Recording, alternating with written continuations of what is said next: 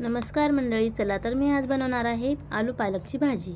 त्यासाठी लागणारं साहित्य, कामासाठी बाहेर गेलेली तिथे मला पालेभाज्या दिसल्या, एवढ्या फ्रेश होत्या। लगेच पालकची भाजी घेतली। पालक स्वच्छ धुवून बारीक चिरून घेतलेली आहे। कढई गरम करायला ठेवली आहे। तेल गरम झालेलं आहे, जिरं टाकून घेऊया। त्यानंतर कांदा हिरवी मिरची टाकून घ्यायची आहे, व्यवस्थित परतून घ्यायची आहे। लसूण टाकायचं आहे। त्यानंतर टोमॅटो टाकून व्यवस्थित हलवायचं आहे। लाल तिखट टाकून घेऊया। मीठ टाकून घ्यायचं आहे। हळद, धनिया पावडर टाकायची आहे।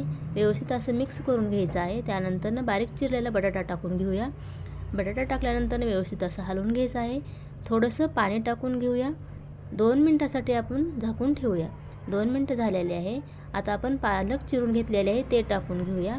पालक असं स्वच्छ धुवून घेतलेली होती पहिलेच। व्यवस्थित असं हलवून घ्यायचं आहे। त्यानंतर शेंगदाण्याचं कूट टाकून घेऊया। कूट टाकल्यानंतर असं व्यवस्थित असं हलवून घ्यायचं आहे। त्यानंतर 2 मिनिटासाठी आपण झाकून ठेवूया। तर हे बघा, तयार आहे आपली गरमागरम आलू पालकची भाजी। भाकरीबरोबर किंवा चपातीबरोबर एवढी भारी लागते ना। तुम्ही पण ट्राय करून बघा आणि व्हिडिओ आवडल्यास लाईक, शेअर, चॅनलला सबस्क्राईब करा। धन्यवाद।